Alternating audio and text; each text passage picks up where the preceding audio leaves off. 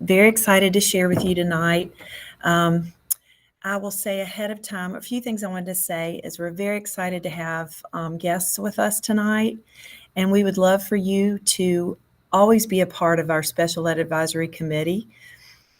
We are a group of, and what we mainly should be and want to be and are made of are parents of children with disabilities in our school division. And so we do have some openings on our committee, and we would love to have people involved.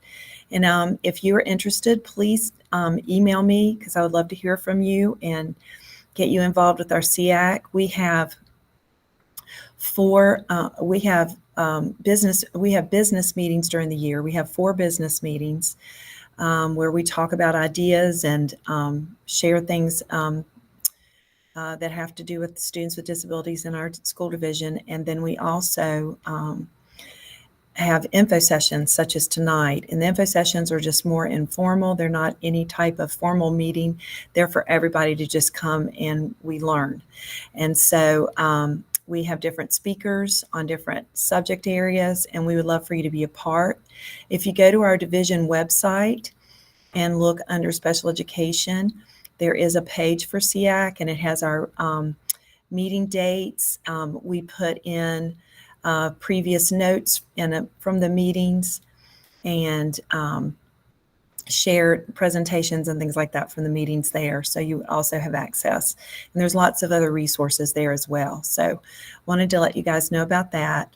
Tonight after this meeting, everyone who was invited to attend will receive a copy of the presentation, as well as a copy of the critical decision points. I'll send you the digital copy of it.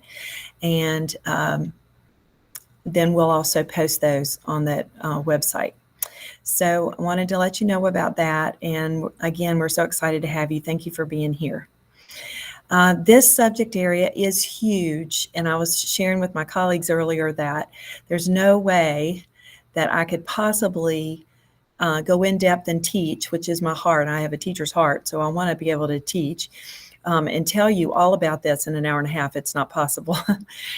There are in-depth modules that are available on the Virginia Department of Education website. At the end of the presentation, I give you the link for that. And there are whole modules you can go through. You can take your time doing them on your own time, and they'll go much more in depth, probably answer more questions that you may have, and give you lots and lots of additional resources. But I did want to give an overview tonight and share with you, and so that you are aware of this really important document. The Virginia Department of Education completed this guide for parents because parents and caregivers have certain goals in mind when their children go to school. All parents of all children want them to learn, explore, and experience as much as they possibly can. And of course, we want to see them move on from school and go on into life and have goals that they set for their life and to be successful in those. And so in order for your child to achieve the goals, there are certain decisions that you as a parent will have to make along the way. And some are very early decisions when they're very young, and then there are more decisions as they get older. So when we are able to collaborate as a team together, the school division and the parents, that's when we see the best results for our kids. So I really want to share this information with you because I'm hoping it'll help you understand the process better and help you be able to engage and be a bigger, even bigger part of the team that you work with at your school for your child. And so we're excited about your children and the difference they make and wanting to see what their bright futures hold. So we want to work together. The purpose of the critical decision points was that there were 4 things that they're looking at. What are some of the keys to your child's academic success? What decisions will you need to make regarding your child's educational path? At what point will you be making those decisions? In the guide, those are referred to as critical decision points. And so those are there are 7 of those. We're going to talk about those tonight. And then what information will you need so that you can make the most well-informed decisions possible for your child? And they make a point to say that the document's not meant to limit or replace any of the state regulations. It's just maps out specific things that will help parents understand things better. So in the guide, there are 3 sections. The first section is sort of like a glossary. It provides you with terms and acronyms that you might encounter along your child's educational journey. The second section are the keys to academic success, and the third section are the actual critical decision points. So I'll talk a little bit about each of those. Section 1 are just helpful terms and acronyms. It's basically a glossary of terms that you need to know and understand. We talk about that a lot of times in the school. We use a lot of special ed ease. So we forget sometimes that not everybody speaks the same language, and so I try to be very cognizant of that and making sure I'm explaining when I'm talking to people who. And especially parents who maybe their first time experiencing all of this. This glossary in this area in this book and this guide is a great resource for when you hear terms thrown out, especially acronyms. Like here you see ACP. Well, what is ACP? It's Academic and Career Plan. And then explains what all of those things are. So that's just a little snippet of what's in that glossary. It's a lot. There are a lot of terms there that'll be really helpful. The second part are keys to academic success, and we're going to go through those tonight. They support continual learning and development. It's important to know that, so this first key is supporting continual learning and development.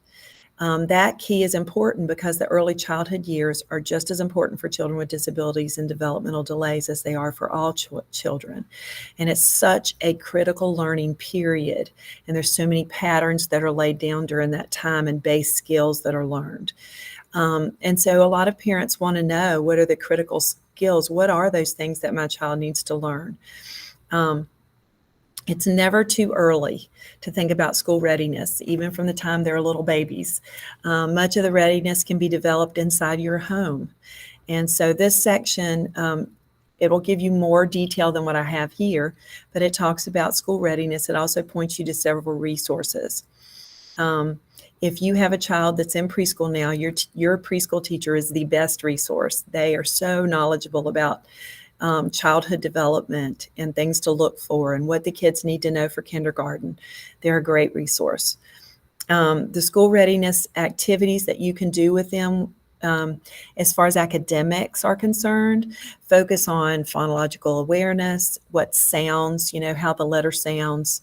And some of that's just making sounds with your baby, getting them to produce different sounds. It not necessarily having to match a letter to them or anything like that. Language, vocabulary, mathematics, science, and history and social science. School readiness also refers to children being prepared physically and socially. So you're looking at that motor development as well as their social development. Social development also includes things like self-regulation. Those are really important skills. Can they control their actions a little bit? Do they have any, are they able to sit still?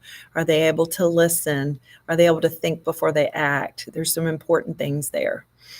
Communicating, interacting with others, problem solving, recognizing and expressing emotions is really important. And then other skills. These are skills that are needed in all settings and throughout our lives.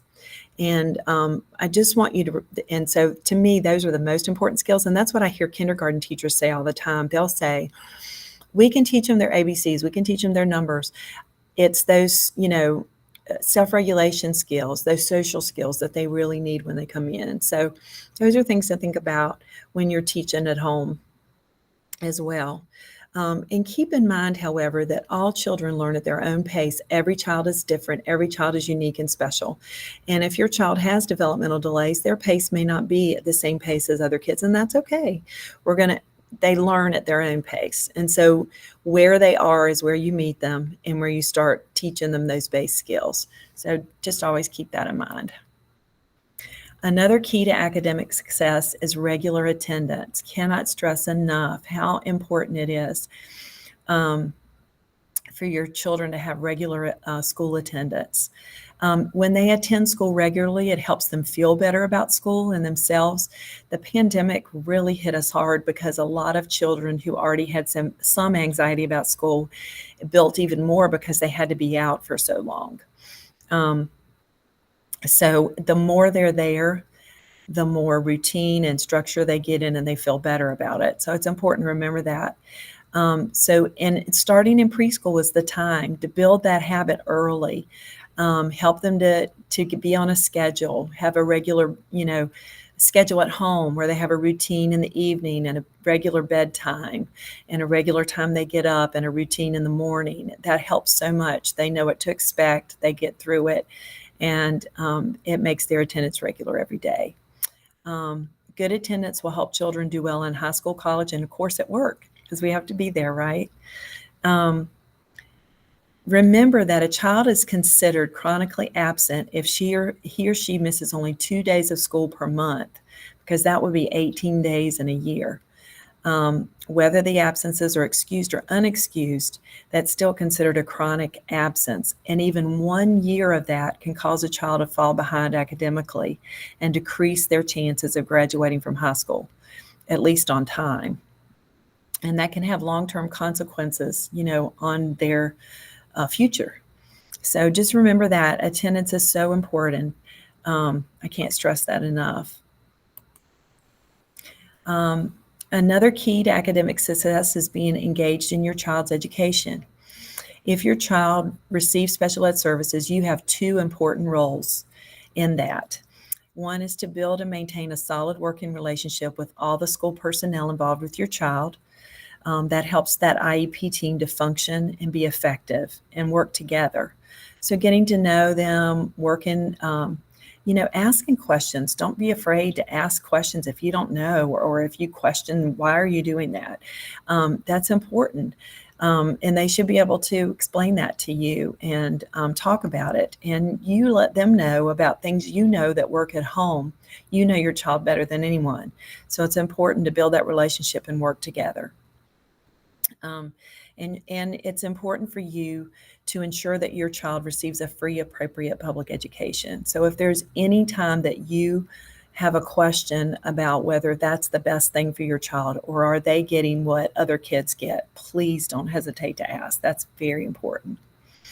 And the best way, again, to attain those goals for your child is to remain engaged in your child's education through collaborating with your school division. And that's a mutual responsibility. It's our responsibility to communicate and engage with you, and vice versa. I know that the last year and a half haven't made that easy, but we still want to. In some ways, I think it's great because we have this virtual option now that we didn't always use, and it helps us to engage more when we're at busy evenings and things like that too. Another key to academic success is understanding our rights. It's important to develop an understanding of your parental rights. At the Virginia Department of Education, there are regulations governing special ed programs for children with disabilities in Virginia. There are complete information there. There are parental rights guides.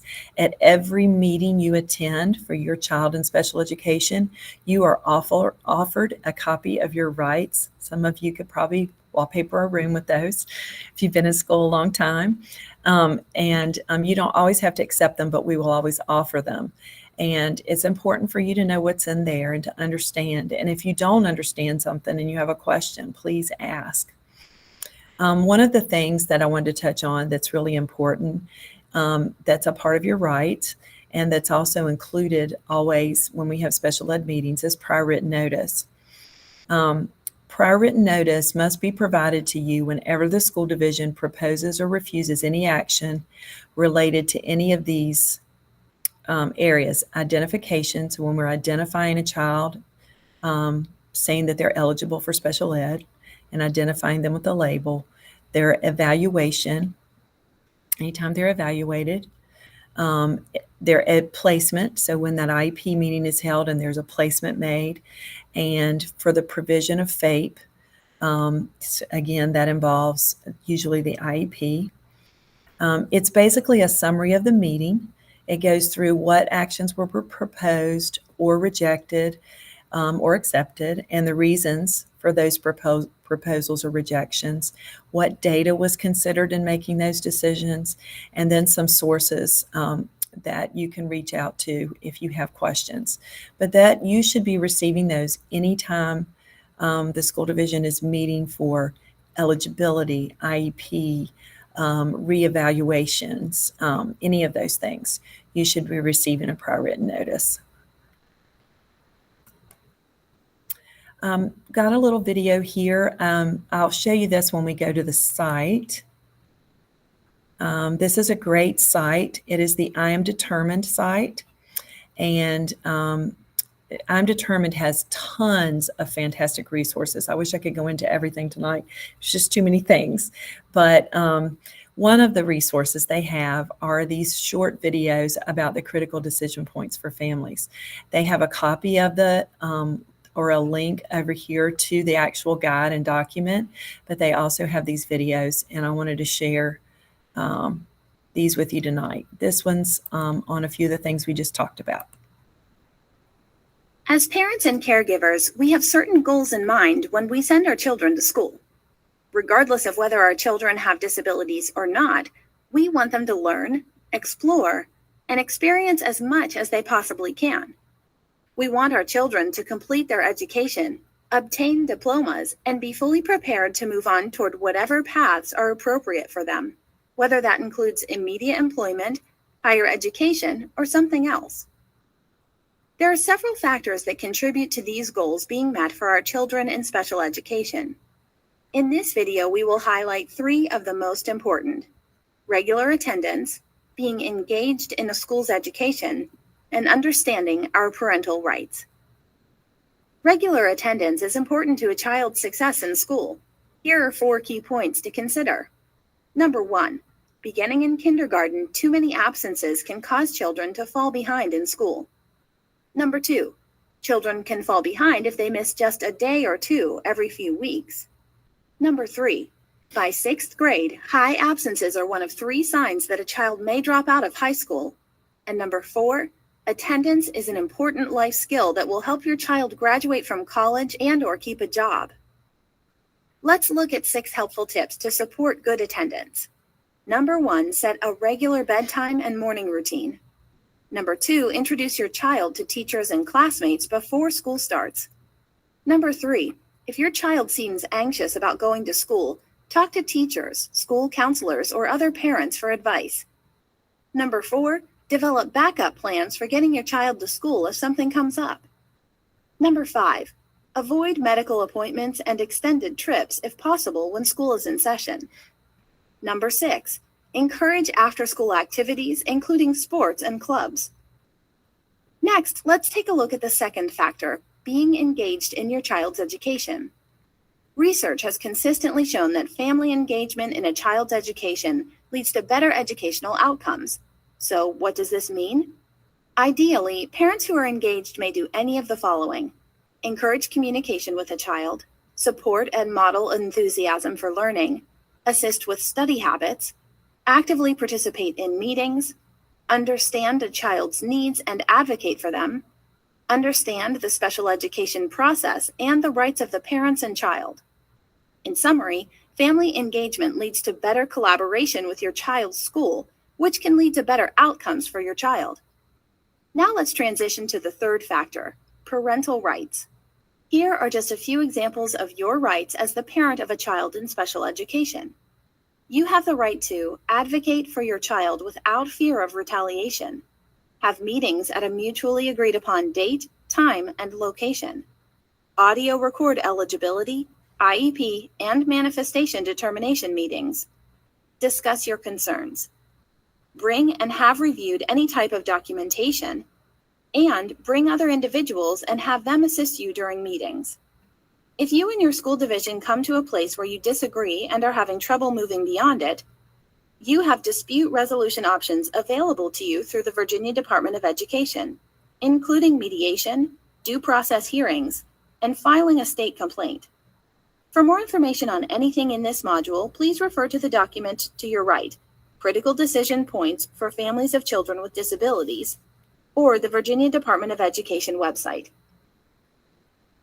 This video was created by the Virginia Department of Education, VDOE, with funding provided by the Virginia Board for People with Disabilities, VBPD. If you have any questions, please contact Tracy Lee, Family Engagement Specialist, at the VDOE at tracy.lee@doe.virginia.gov.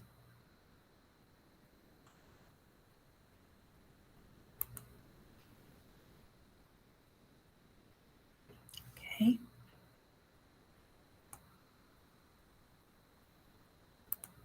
All right, so those little videos I think are great. I tried to stick them in places. They tend to not just cover very specific keys, but kind of stretch across. So we'll revisit some of the things they talked about too coming up, but I'll share those. There's 5 of them on that page. We'll share them as we go through. So another key coming up is promoting your child's independence and self-determination. Eventually, all children with IEPs will be expected to attend and provide input to the IEP. As they get older, they'll become team members. As parents, you want to start preparing your child to attend and participate in those meetings. Talk to them about their strengths, their interests, their preferences. What did they feel like they need to help them learn better? They begin to know as they get older, this really works, but this doesn't, and so ask them. And if they're not sure, talk to their teacher about it. Maybe they can try some different things, strategies, if a child's curious about something, to see if it will work. The skills needed to do this fall under this term self-determination. When children participate, express what's important to them, and express their own goals to the team, they gain confidence. And they learn to advocate for themselves. That's so important. That I'm Determined website that we were just at has so many great resources there that help teachers, school staff, but also parents help support their child to become more self-determined and self-advocates. And also an important part of this is the age of majority. When your child reaches the age of 18, just like any child, they begin to speak for themselves. And so it's really important for you to know as a parent of a child with a disability, that goes for all children unless some type of other legal arrangements are made. And it is our responsibility to start telling you about that when they get a year ahead of time. So when they turn 17, we have to start telling you about that age of majority. We may even do it earlier, but that gives you time to think about what you want to put in place or how you want to help your child be an advocate for themselves. Okay, here's another little video.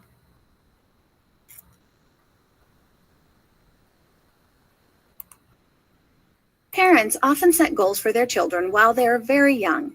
It's okay to dream big.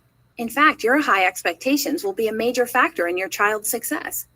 Your student may go straight to work after high school, obtain training or an apprenticeship, or even go to college. As your child matures, they will likely have goals that may or may not agree with your goals for them. Knowing and using the resources that are available in your community and providing support or opportunities for your child to exercise skills will lead to better post-school outcomes. Some post-secondary educational options, especially college, require a student to earn either a standard or an advanced studies diploma in high school. It is very important for parents to understand that even decisions that are made for a child who is very young can affect that child's ability to earn a standard or advanced studies diploma well into the future. For example, the terms accommodations and modifications are two that many people tend to use interchangeably. In special education, however, it is critical to understand that these terms have completely different definitions.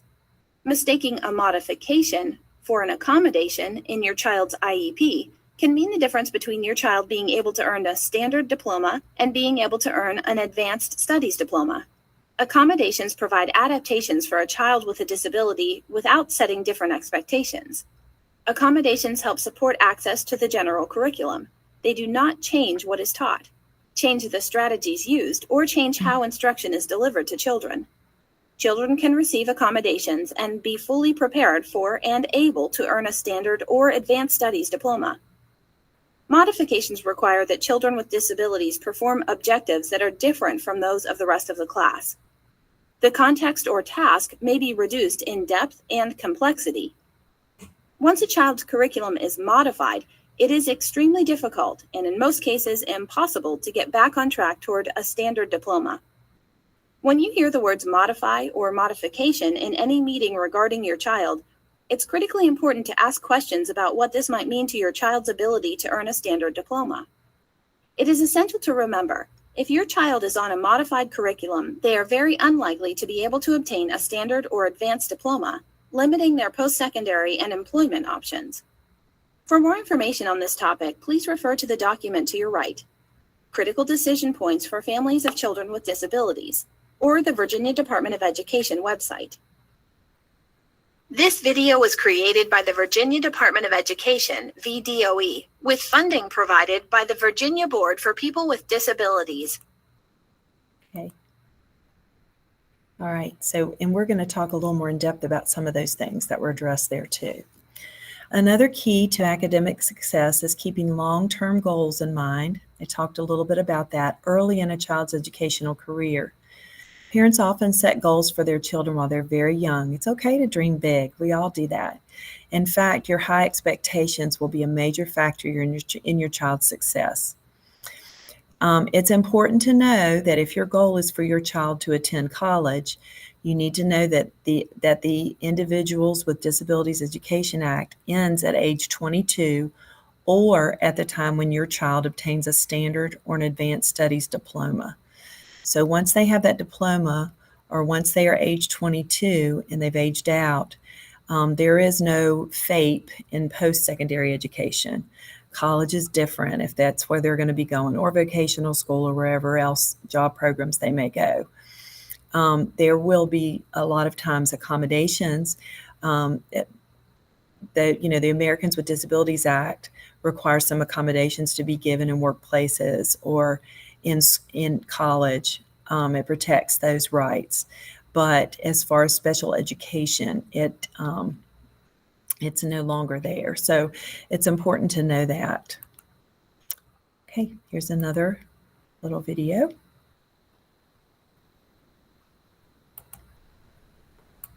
Transition from high school to life afterward is a journey. Beginning when your child is 14 years old, his IEPs will now be focused on that journey. Similar to when you plan a trip, knowing your destination helps you know how to prepare. Should you pack a coat or a bathing suit? Do you have enough money? Will you drive or fly? Sometimes the journey doesn't go as expected and you take a detour. You make changes and keep going. In regards to your child's journey, we start by gathering information about what your child wants to do as a career, what interests him, his strengths, and preferences. It is important to hear from your student as the team plans, so he will be invited to the meetings. If we need additional information, a teacher might use an age-appropriate transition assessment. Many people can provide information, including you and your child. Aligning your child's goals with his IEP goals are important. IEPs must have goals that talk about what a student will do after high school regarding employment, education, training, and even independent living. These goals are called post-secondary goals, and they must be measurable. These goals discuss what happens after high school, and they reflect assessment information as well as your student's strengths, interests, and preferences. They can change over time. The IEP will also have annual goals that cover academic and functional skills. Academic goals cover things like math, science, English, and career and technical education, also called CTE. Functional goals cover behaviors like self-advocacy, working with others, staying organized, and following directions. Progress toward meeting the annual goals must be reported during the school year. Sometimes related services and accommodations are written into the plan. Community experiences will likely be included. For example, learning to ride a bus to the local recreation center. It will be important to consider a work-based learning experience. Working as a volunteer or for pay is an important service your school division can write into the IEP. The plan can include activities such as visiting a local college, visiting different places of employment, completing a financial aid application or FAFSA with assistance, or receiving benefits planning. Some activities can be provided by a pre-employment transition services or pre-ETS counselor through one of Virginia's vocational rehabilitation or VR agencies.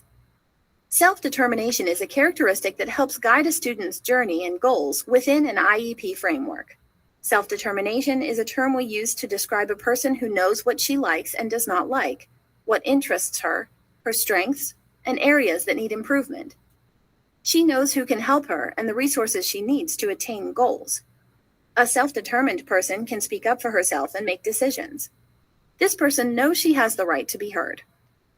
Most of us learn self-determined skills over time and with experience. It's important to start building these skills when children are young. For example, do you want an apple or a banana for a snack? When children make choices and we help them understand that there are consequences to their choices, we are helping them learn self-determination skills. As children get older, simple choices become decisions, and a young person weighs the pros and cons of multiple pathways to take when solving more complex problems. Understanding our personal interests, strengths, and preferences is something that also happens over time and with experience. With each new experience a young person has, she can gain confidence. Schools offer many experiences to students such as clubs, classes, and even working part-time. Encourage your child to try activities when she expresses an interest. Point out opportunities that will help her learn more about herself, make friends, and even learn new skills. Sometimes, trying something new may lead her to a career option she never considered. Setting goals and following through is an important skill and can be learned with help from adults and peers. Often attaining a goal is made up of successes and setbacks. Teachers, parents, and friends can encourage, make suggestions, and provide support. When a child reaches a goal, she is proud of herself and may be motivated to set new goals. In planning for your child's future journey, it is essential to understand that when your child turns 18 years old, the right to make decisions and sign contracts such as the IEP will transfer to him. Sometimes this is called the age of majority or the transfer of rights. Someone with the school, usually the IEP case manager, will talk about this during the IEP process when your child is 17 years old. The IEP will contain something that indicates you and your child have been informed about the transfer of rights. If your child cannot make decisions on his own, you will need to take steps to continue to be involved in making decisions with or for him. The Virginia Department of Education has written a document for you to use called Transfer of Rights for Students with Disabilities Upon Reaching the Age of Majority in Virginia to assist you with understanding this. If you do nothing, rights will transfer and your child can make decisions without your involvement. Most often, it is in everyone's interest if parents and the student work as a team. Young people often continue to require support with decision-making. In most cases, when parents and students work together, they can jointly make the best decisions. In conclusion, the entire transition plan is focused on helping your child get ready for life after high school. When your student graduates, the school division will provide him with a summary of performance. This summary will describe things your student did in school, academic and personal achievements, things to keep working on, accommodations that helped with learning and becoming successful. It will describe things to keep doing, like keeping appointments with the VR counselor. The summary might also explain that your child continues to be eligible for special education services. For more information on anything in this module, please refer to the document to your right, Critical Decision Points for Families of Children with Disabilities, or the Virginia Department of Education website. This video was created by the Virginia Department of Education, VDOE, with funding provided by the Virginia. Okay. All right. It's a lot of information to take in. Take a deep breath. We'll get there. And you'll have time to look through and study and think of questions you might have. Another key to academic success is understanding assessment options and their relationship to those diplomas and long-term goals. For all children with disabilities identified under IDEA, the IEP team determines how the child will participate in the state's accountability system. And for children identified under Section 504, the 504 committee determines how the child will participate. Children with disabilities who participate in the SOL assessments with or without accommodations and earn those verified credits that go along with this diploma requirements will receive or may receive either the standard or advanced studies diploma. However, if a child participates in the VAP, which is an alternate assessment program, then he would not be able to obtain a standard or advanced studies diploma. They would receive an applied studies diploma. An applied studies diploma is not equivalent to a standard diploma, and it may not qualify a child for post-secondary opportunities that a regular high school diploma would qualify them for, or that require that regular high school diploma, such as higher ed. To college, they have to have that standard diploma. Some financial aid and some other employment opportunities may all require that. So it's really important for you to know that. And if different options are discussed for your child, you should ask questions about them. Here's another video.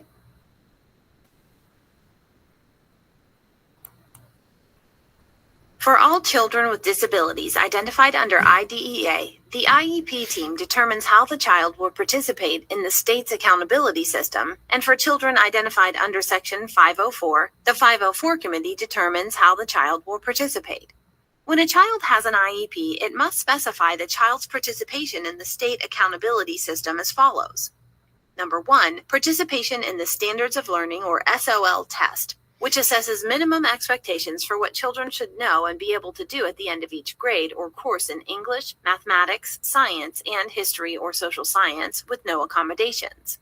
Number 2, participation in the SOL test with accommodations. Number 3, participation in Virginia Alternate Assessment Program, VAP, which is an alternate achievement test based on alternate achievement standards. The assessment evaluates the performance of children with significant cognitive disabilities who are working on Aligned Standards of Learning, ASOL, which are based on the standards of learning but have been reduced in depth and complexity. Let's talk about the Virginia Alternate Assessment Program some more, also known as the VAP. When considering participation in the VAP, the IEP team members need to be sure that all possible SOL test accommodations and other alternative assessments have been examined as options to provide access to state assessments. In making an assessment decision for a child to participate in the VAP, the IEP team must review, consider, and discuss a variety of sources of information. Because reliance on intelligence quotient (IQ) scores alone is insufficient, IEP teams shall review all information available pertaining to the cognitive abilities of the child. When looking at VAP, there are some additional points for parents to consider. Children with disabilities served by 504 plans are not eligible for VAP. Children who participate in the VAP participate in all content areas and compile a collection of evidence to demonstrate achievement on the ASOL. Children who participate in the VAP will not receive a standard or advanced studies diploma. For more information on this topic, please refer to the document on your right, Critical Decision Points for Families of Children with Disabilities, or the Virginia Department of Education website.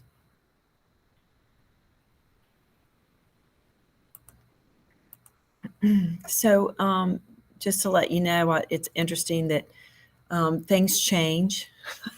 And so these probably have not been updated since changes, but they mentioned the ASOLs. They are no longer ASOLs. They are now called the VESOLs, or the Virginia Essentialized Standards of Learning. Those have changed. The VAP is changing this year into a different format. And so if your child is involved in that, it's important to ask your case manager to give you information about how it's different, what it'll look like, how that'll affect your child. So the next key to success is understanding diploma options and their relationship to post-secondary goals. Try planning with the end in mind. When your child knows what career path that he or she wants to pursue, it will be important for them to choose the courses necessary in middle and high school to earn the diploma that best prepares for that career. The school counselor and the IEP team are really important partners in that planning. I can't stress enough when you get into those middle and high school years how important it is to regularly ask questions of and meet with your school counselor as well as the IEP team, because they know all the things required, and we kind of all need to work together to make sure it's working. And remember again that if you choose the Applied Studies diploma, even at a young age, it will be difficult, if not impossible, to reverse course later. And so we are required to remind you of that over and over again. It might very well be what is appropriate for your child, and you would know that. But we want to make sure that you are informed so that you can ask questions and make sure that that is what is appropriate. And you and that team decide that together. Another key to academic success, they touched on this in one of the videos before, understanding modification of curriculum versus accommodations. So accommodations are providing adaptations for a child with a disability without setting different expectations. They help support the access to the general curriculum. I like to always give the wheelchair ramp as an example. They provide access to the building. So it's that, that little step up that they need in order to level the playing field.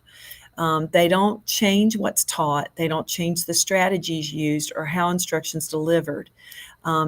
A student can receive accommodations and still be fully prepared for and able to earn a standard or advanced standard diploma.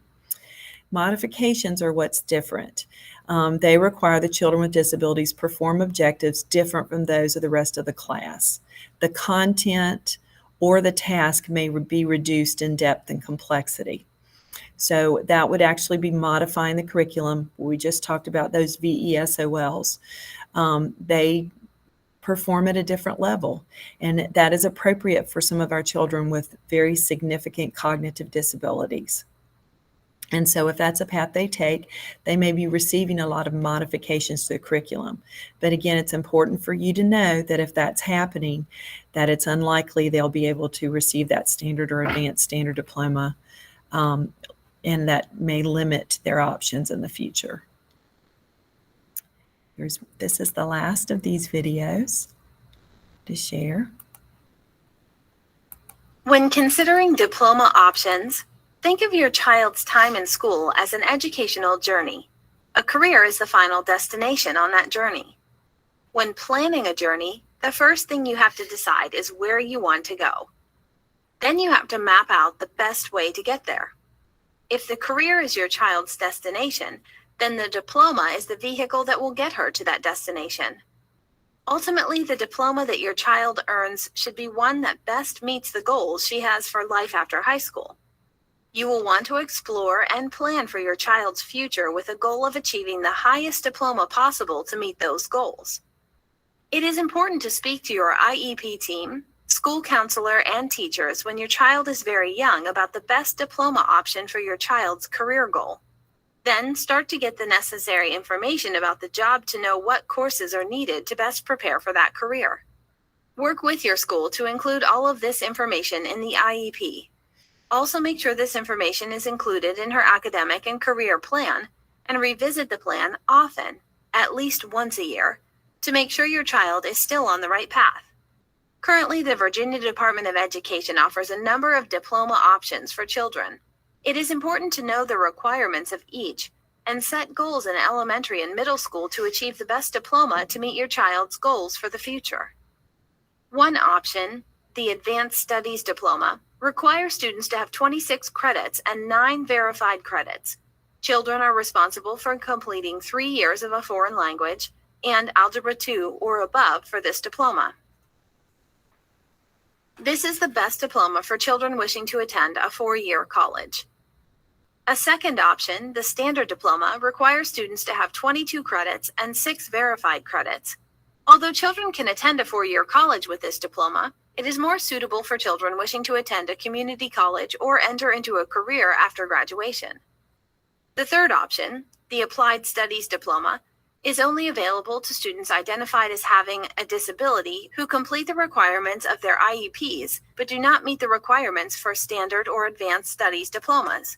An applied studies diploma is not equivalent to a standard diploma, and it will not qualify a child for the same post-secondary opportunities as a standard or advanced studies diploma, such as higher education, financial aid, and some employment opportunities. If your child chooses the applied studies diploma, it will be increasingly difficult with each year that passes to switch to the standard or advanced studies diploma. When making decisions on your child's diploma options, it is essential to understand and be aware that starting in the 2018-2019 school year, students who are in the 9th grade for the first time will have different graduation requirements. Although your IEP team and school counselor can provide you with all the details, one of the new changes includes a reduction in the number of verified credits needed to graduate. Both the standard and advanced studies diplomas will require students to earn 5 verified credits, 2 in English and 1 each in math, science, and history. In summary, it is important to begin thinking about your child's diploma options as soon as she enters school and continue to monitor her progress throughout the entire kindergarten through 12th grade experience. Although you can change your mind about what diploma you would like to earn, it is important to plan to achieve the highest diploma possible, and to be certain the diploma earned is the one that best meets the goals your child has set for herself. And remember, if your child chooses the applied studies diploma, it will be difficult, if not impossible, to reverse course later. It is important to remember the diploma your child chooses and the courses taken in high school and after need to align with her career goals, so the journey has the least number of roadblocks and detours as possible. Start early. Utilize resources in the school and community. Ask a lot of questions, and your child will be well prepared for her career journey. For more information on anything in this module, please refer to the document to your right, Critical Decision Points for Families of Children with Disabilities, or the Virginia Department of Education website. This video was created by the Virginia Department. So that's the last of those videos. I did want to point out, when you think about diploma options for your student, that the guide does have a list of all those from the Virginia Department of Education in the back of them. But the program of studies that we put out every year that has all the options for your child and the courses they can take, it's posted on our division website. That will also have all the graduation requirements in there, so that, because those tend to change over time sometimes, and so those will always have the most updated requirements in there, and those are important. Another thing that we don't talk a lot about in this session, but something it is in the list of questions we'll talk about in critical decision points.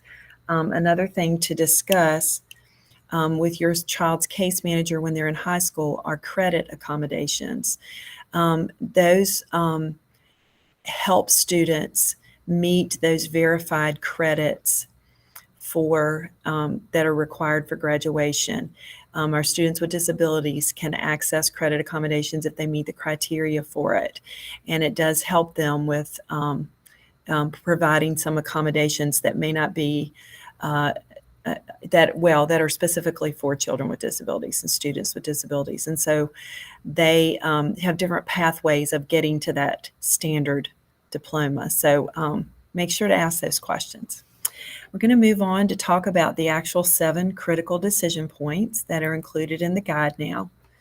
The first one, there are 7, as I said. The first one is, will an IEP or a 504 plan be more appropriate for my child? This is a common question, and understanding the difference is important. There's different, for a 504, we say a student qualifies for it. For an IEP, they have to be found eligible, and that eligibility has 3 prongs to it. First, the child does have to have an identified disability. There are 14 categories of disability identified within IDEA, and they have to be in one of those categories and listed under there. Once that's established, then they also have to show that impairment or that disability has an educational impact, and thirdly, that it requires specialized instruction. All three of those three prongs have to be met for eligibility. If the child qualifies with one of those disabilities, then an IEP would be developed that provides the needed special ed services with goals and objectives and everything in there for them. A 504 plan is based on eligibility under the Rehabilitation Act of 1973, not the IDEA. It's different law.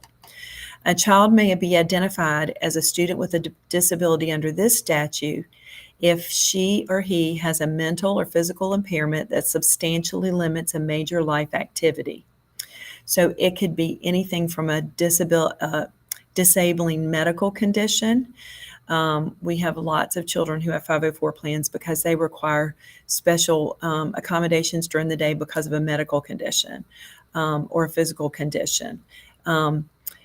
It's all about access. So the disability has to majorly limit or substantially limit a major life activity. And if they meet that criteria, they can qualify for Section 504. It's important to know that our students under IDEA are also protected by those 504 rights as a student with a disability. So they also are protected by the same statute.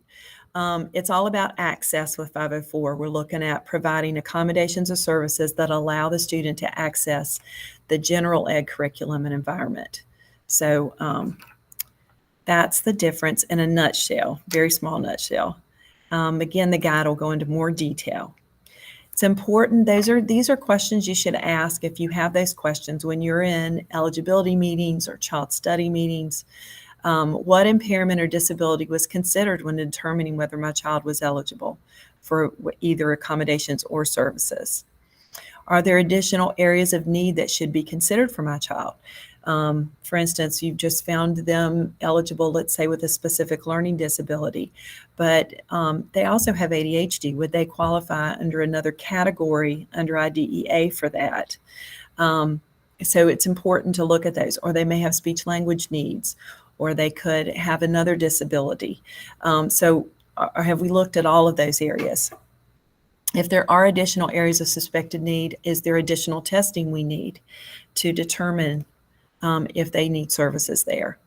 What information, such as progress reports, will I receive from the school to assist me in understanding if my child is making appropriate progress? These are great questions. When will another meeting be held to review my child's progress and update that 504 plan or IEP?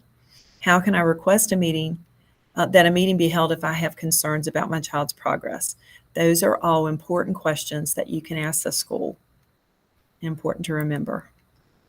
The second critical decision point is, will my preschool age child receive an individualized education program or an individualized service plan? I'll talk a little bit about this because in Botetourt, what we do is just a little bit different. So we'll talk about that. Whether a child is eligible for an IEP or an ISP depends on two primary factors. You could have a child that's not preschool age that also could qualify for an ISP. We'll talk about the difference. Consider the type of, but for preschool, you consider the type of early childhood program your child is attending. If the program is considered a preschool and it has a curriculum that includes developmental activities, then it may meet the definition of a private elementary school. Many preschools will have curriculums with a focus on early educational skills and be considered private schools. Child care centers typically provide care and don't have curriculums that focus on early education. Therefore, they would not qualify as private schools. And then you also need to consider the location of the early childhood program and whether the program is in the same city or county where you reside. If your child is in a preschool and it's determined to be a private school that's outside of the home city or county and is found eligible for special ed services, then they may receive an ISP instead of an IEP.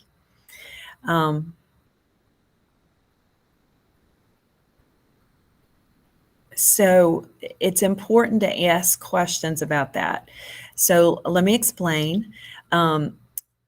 We talk about service plans for children who attend, who are parentally placed in a private school.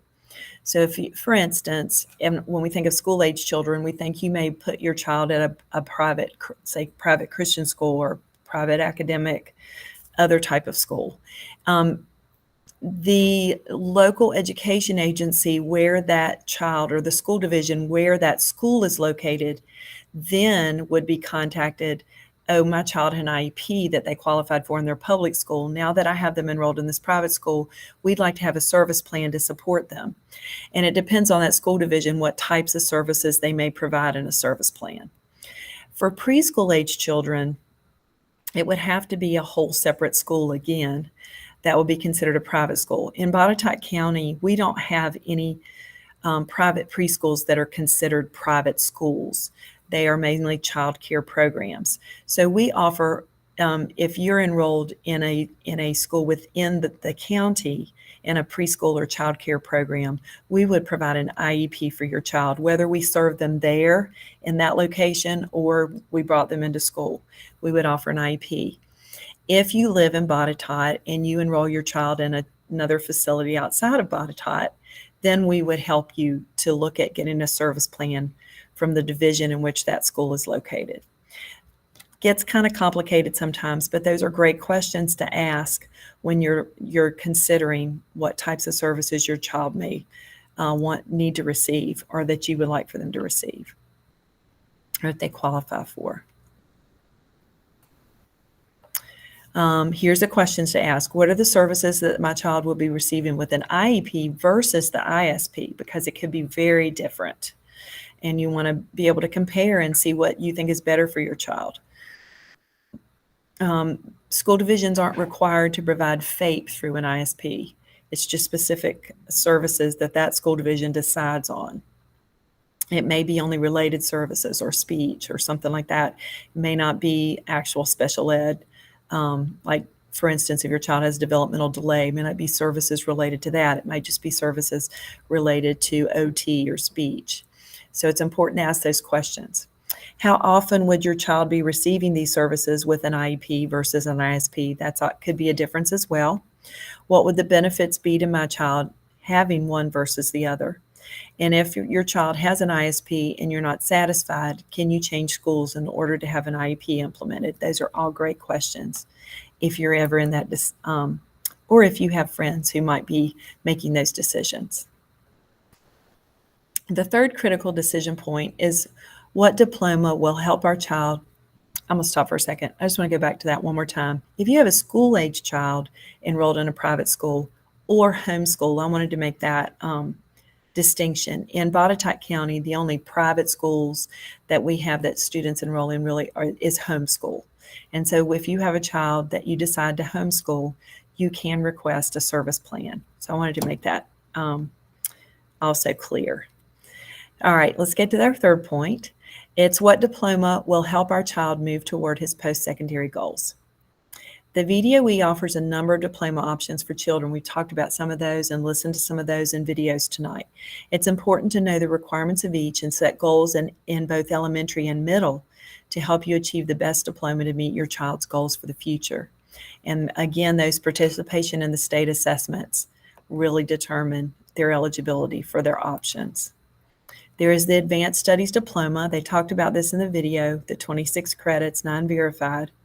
Again, a full listing of all the requirements will be at the end of the guidance document of the critical decision points. It will also be on the VDOE website and also the Botetourt County website in our program of studies. Standard diploma, the 22 credits and 6 verified.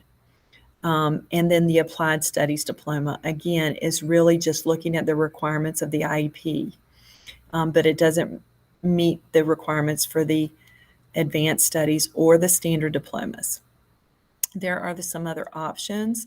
If you ever want to look at other options, they can be found on the VDOE website, or you can ask your school counselors or your case managers to help you find information about other options, such as, say, GED programs, after school, those type of things.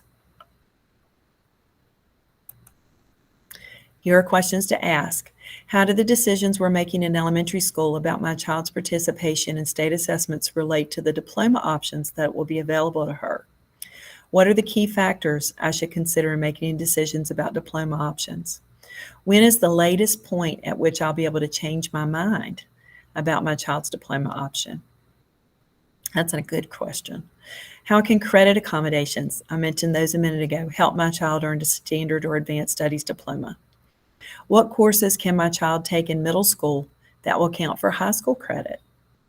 If my child doesn't do well in the middle school course that counts for high school credit, what procedure can I follow to make sure the grade doesn't then get counted on their high school transcript? Those are great questions. And what is an industry certification, and is my child required to earn one? You'll see that when you look at graduation requirements. Fourth critical decision point is where will my child's IEP be implemented? This has to do with placement.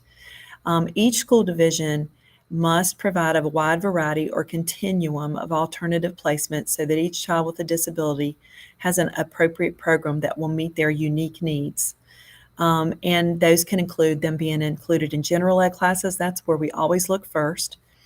There are also some special ed classes they could attend partly or fully, depending on their needs. There are special education schools that might be private or residential schools, home-based instruction, if that's required for the student, or homebound instruction. That's when instruction is made available for children who are confined for periods of time. They are not able to be out of the home, and that would prevent their normal school attendance. And it is based on certification of need by a licensed physician or clinical psychologist. We have to have that. If you're ever in that situation, contact Mr. O'Reilly and he'll help you with that. And also we have to look at instruction in hospitals and institutions, including state facilities. Or I'll say Mr. O'Reilly or your child's case manager, who will then contact him, and we'll make sure you get the right forms. But those are all a part of that continuum of the different places that we have to look at. So here's some questions. You want to ask if your child's being educated in the least restrictive environment. And what factors are you considering with regards to that? Are they receiving access to the general curriculum in the placement that they're in? Are they participating in that and the SOL assessments? What accommodations will they be given, and who will they be delivered by in the classroom? If they're in the gen ed classroom, who's providing those accommodations? Those are great questions. Can these accommodations be carried into the gen ed setting? If not, why? Are there other accommodations? So you can look at those. Is my child's curriculum being modified? Is that going to impact their diploma options? Will my child be able to meet the requirements of a standard or advanced studies diploma in this current placement? If my child's being pulled out of the classroom for certain services, will that affect his ability to access his general curriculum? How can we minimize that impact? And if this is a placement that focuses on addressing the behavioral needs of my child, when can they return to their home school? When will we know they're ready? And how can we make that transition successful when they're ready to come back? Critical decision point number 5. I disagree with an eligibility team or IEP team decision. How should I proceed? If you and the school division come to a place where you disagree and are having trouble moving beyond it, there are dispute resolution options that are outlined below, available to you through the Virginia Department of Education. 3 of those options are mediation. There's also, I want to make you guys aware of, this wasn't in the critical decision points, but there is a parent ombudsman who can answer questions for you and also help some with negotiating. They are available, and we've sent out information through the school. Your case managers have that information of how to contact them and get them to help you with questions. Also, mediation process is something that you can access. Mediation can assist parents and school staff to help negotiate. The mediator is that person that kind of comes in the middle, like a mediator does, and they can help clarify issues, focus everyone on the needs of the child, and explore and evaluate possible solutions in a confidential setting. There's due process, which is basically a hearing process to resolve disagreements that are related to eligibility for SPED-related services, evaluation, placement, IEP, other IEP areas, and those types of things, FAPE involved, and also includes disciplinary matters. And also complaints can be filed with the Virginia Department of Education. Those are just generally expressions of some disagreement with a procedure or process that regards the special ed programs, procedures, or services. What I like to stress is communication is key here. If you have a team really working together, really communicating with each other, then we can really try to come to a consensus without having to, go to other means of resolution. But you need to know as a parent that those are your rights and that those are options that you have out there if you feel like you don't have others. I always like for us to be able to come to the table and figure things out and kind of focus on that child. That's what I always try to do, is focus on that child and what their needs are and what's best for them, and kind of put our own things aside. So, but you need to be aware of those. Your questions to ask are: what are my rights regarding dispute resolution? How can we settle this disagreement so that my child's needs and best interests are being met? And if the IEP team can't resolve it, then what's my next course of action? Those are your questions that you should ask. Critical decision point 6. What options should we begin discussing and implementing with respect to overall transition planning, including pre-employment transition services? At age 14, your child's IEP team must begin transition planning. Your child's transition plan will include transition goals and objectives, as well as the services that will be provided to help achieve them. Transition plans can change over time. Just as your child's wants and needs change, that plan can change. And as they gain knowledge about what they want to do in the future, and as you gain knowledge with them, those plans will evolve with them. You'll want to talk about opportunities for them. You want to look at what all of the different options for them out there are, and what they need to be able to meet those goals. So they can talk about work internships, benefits planning, independent living goals, what types of training or assessments might we need to know what they're going to need to be successful when they transition out of school. Here's some questions to ask. How do I access transition planning services? What are the key steps we should be following as a team to assist with my child's successful transition from high school to post-school? Is my child's transition plan part of the IEP, or it's a separate plan? It is part of the IEP. What should be included in my child's transition plan? What if my child changes his mind about what he wants to do? What are the pre-ETS or the pre-employment transition services and opportunities that are available to my child? That is a special program that the department, that DARS provides, Department of Aging and Rehabilitative Services, and we invite them to IEP meetings to help with those for children. And will my child be pulled out of class, or will these activities take place after school, weekends, summers? Those are great questions to ask. And are services offered to groups or to individuals? Decision point 7. This is the last one. How will we discuss disability with our child, including the transfer of rights at age 18? Being open. When you discuss with your child about their disability, it's important to be open. Name it. Provide information to them to help them know that having a disability is not something shameful or embarrassing. Your response to it will influence how your child deals with it too. And you can send a powerful message that your child has many, many characteristics, and that disability is only one part of who they are. think it's important to know, they are a son or daughter, they are a brother or sister, they are a great mathematician, or they are a really great football player, or a ballerina, or whatever it is that they do. And they might also, have a disability, but it's only one aspect of them. And that's important to talk about. Conversations with young children don't have to be overly detailed. You can just talk about some people learn different, and that's okay, because we're all different anyway. Your conversations can be accurate and age appropriate. Respond to your child's questions, and if you don't have answers, then let them know you'll find the answers, and let us know if we can help. Important again is that transfer of rights. This was mentioned before. At age 18, education rights transfer to the child.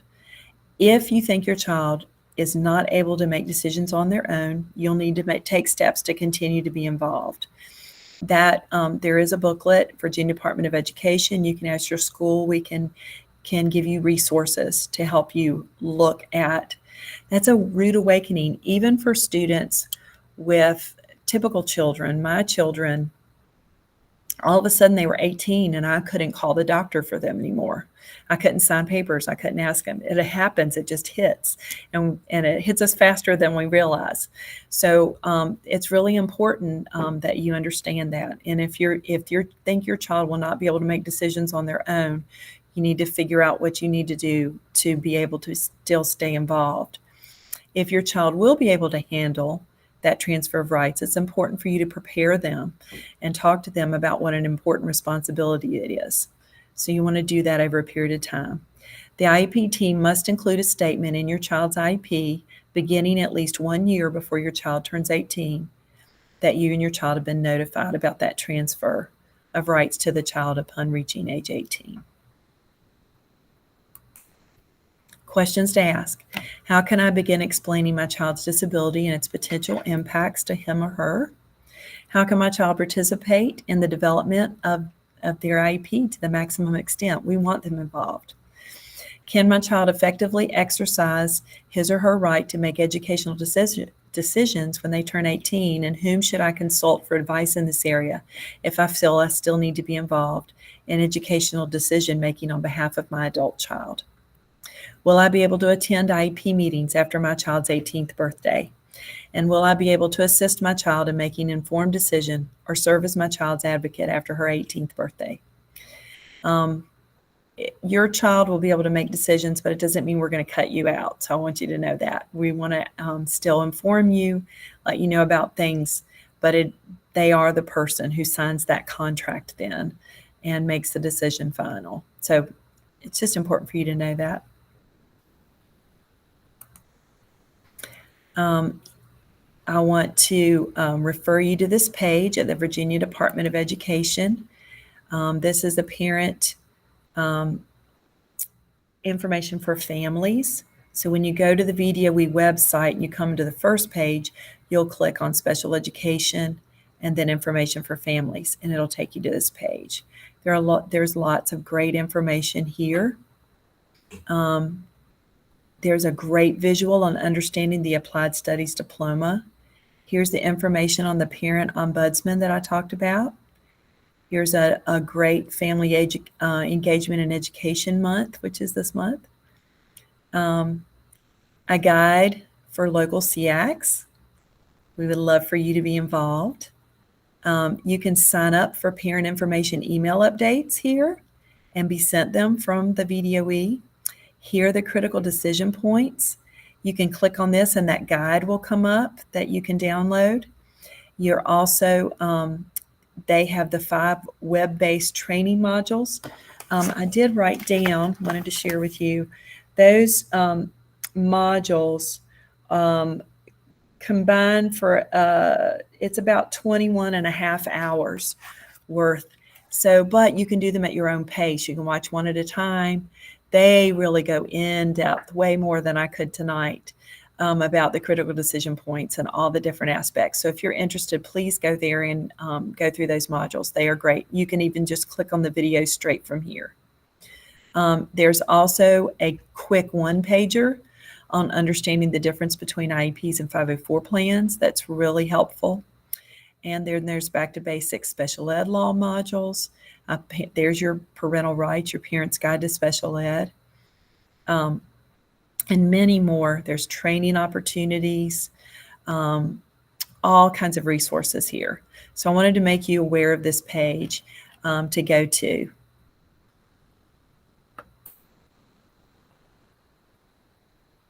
We want you to know that we're here for you.